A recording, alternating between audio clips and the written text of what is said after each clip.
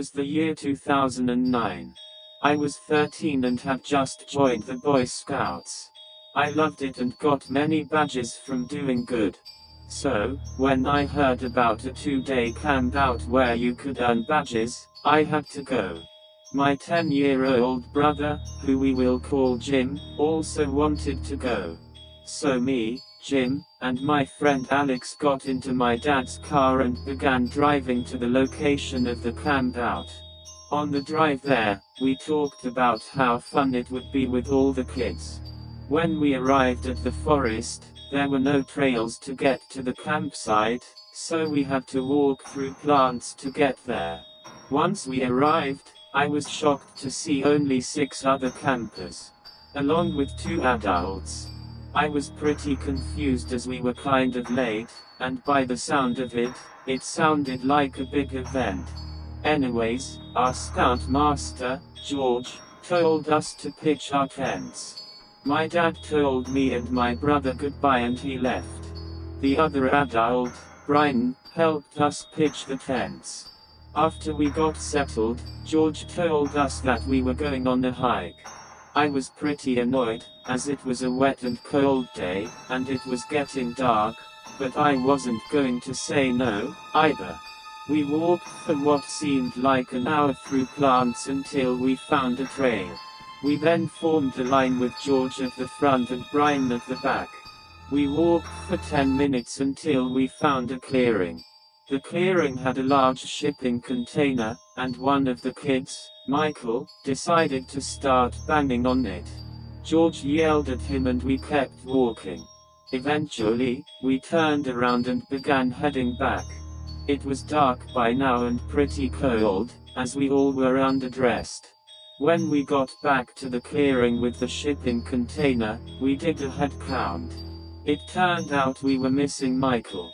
Michael was a big jokester and usually pulled pranks on us, but George was very mad. He started screaming at us to find him and we split into pairs to find him. After 10 minutes, George yelled for us to come back. Only 3 groups had returned, and 2 more kids were missing. My brother and a kid named Ricky began to cry, so George told Brian to take them back. I asked George if I could go back and he said yes. Alex also came with us. We began walking back and walked for a long time. When we got back to camp, Brian checked his phone and got worried. He didn't tell us anything but got us all into the biggest tent, and told us we were okay. Brian then got out of the tent and began walking into the woods in the direction we came from. After 5 minutes, Ricky got scared and yelled for Brian. He got no answer. We all got scared and huddled up in the tent. Everyone else was crying and as the oldest, I told them they would be okay. But I was very scared. After around 10 minutes, we heard leaves crunching. Ricky ran out thinking it was Brian, but he went silent. After what seemed like forever, we heard Ricky scream. We were shaking so much that the tent was rubbing against itself. I opened the zipper a little so I could look and I saw a figure run past the tent. I didn't know who it was, so I stayed quiet. That's when a disgusting man jumped at the tent and was clawing at it while screaming at the top of his lungs. I screamed as loud as I could and punched the man. He held his face and fell down. Then I grabbed bear spray and sprayed him. He was screaming in pain and got up and ran. I then went into George's tent and grabbed his phone and called the cops. They tracked the call and said they were sending a helicopter. We were relieved and went to hide in the tent. After waiting for a while, we heard someone walking around the tent. I looked out of the hole and saw another Boy Scout, Ryan, who was with George and was older than me. I let him in and he explained everything to us.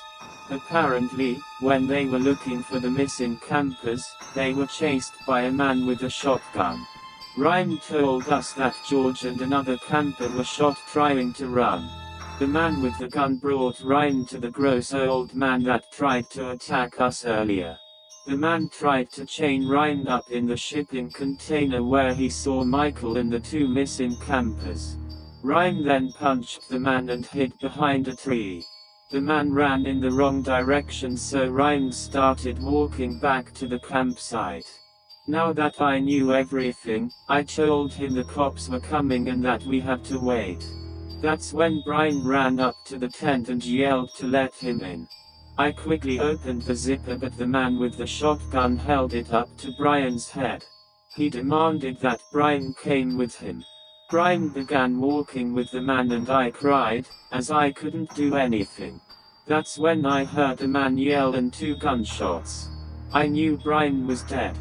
That's when someone started banging to the tent. I was so scared as they started to pull the zipper. I was so relieved to see Brian, along with 2 police officers. It turns out, the police shot the man with the gun, and that is why we heard the gunshots. The police brought us all home and my dad was very happy to see me. I still have a fear of the woods to this very day.